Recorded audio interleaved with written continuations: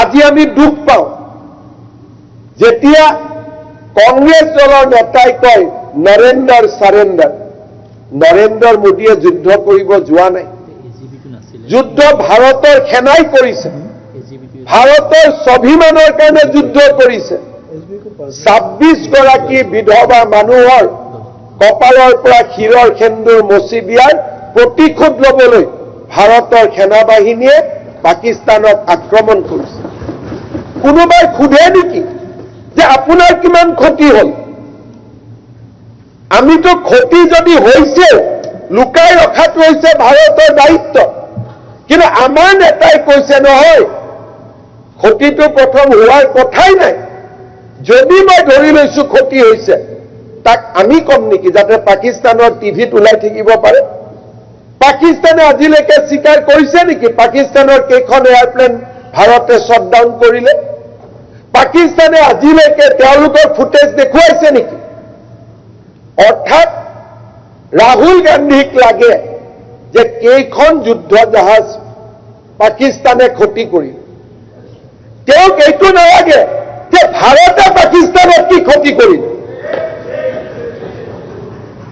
তেওঁক এইটো উত্তৰ আজিলৈকে কোনোবাই যদি সুধিছে, মোক ক্ষমা কৰিব যদি মই ভুল কৈছো, অন ৰেকৰ্ড ৰাহুল গান্ধীয়ে আজিলৈকে সোধা নাই মোদী আপুনি পাকিস্তানত কি কি কৰিলে আমাক হিচাপ দিয়ক।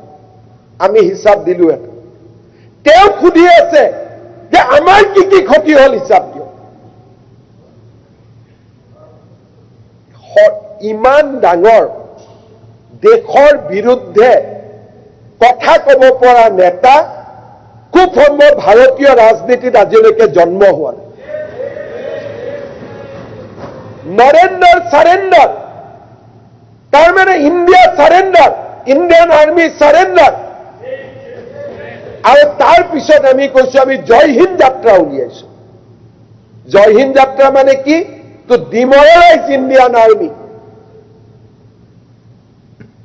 আজি ৰাফেল কিনিব দিব খোজা নাছিল, S-400 লৈ বিতৰ্ক হৈছিল।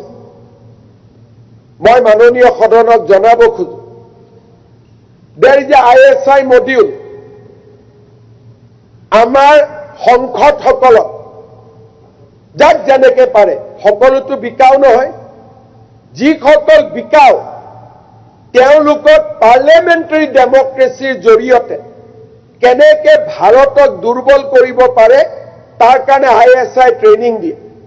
তেখেতসকলে আহি প্ৰশ্ন সোধে যে পাকিস্তান ভাৰতৰ সীমান্তত ক'ত ক'ত নিউক্লিয়াৰ বম আছে। তেওঁলোকে প্ৰশ্ন সোধে যে কাছাবাহা যিটো ৰাস্তা, সেই ৰাস্তাটোত কোষ্ট গাৰ্ডে ক'ত ক'ত নতুন সীমান্ত চকী পাতিছে। আৰু তেওঁলোকক প্ৰশ্ন সুধিব কোৱা হয় যে আমাৰ নিউক্লিয়াৰ ৱাৰহেডছ কিমান আছে।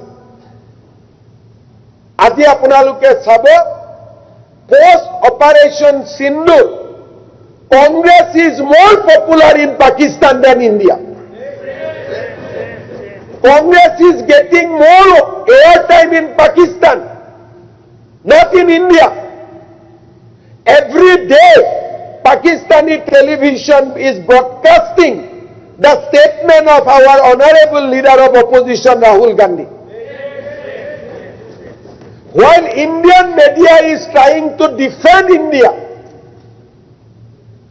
or when our DGMOs are every day giving evidence of airstrike in Pakistan, Rahul Gandhi is asking, how many loss do you have suffered?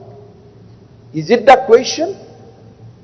You should have asked, Prime Minister, please tell us how many airbase you have strike in Pakistan, how many terrorists you have killed in Pakistan, how many damage you have caused to Pakistan.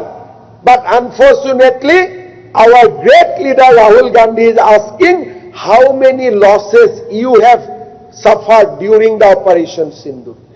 যিকোনো খবৰৰ বাবে যোগাযোগ কৰক 7099017330 লগতে 7099017110 নম্বৰত।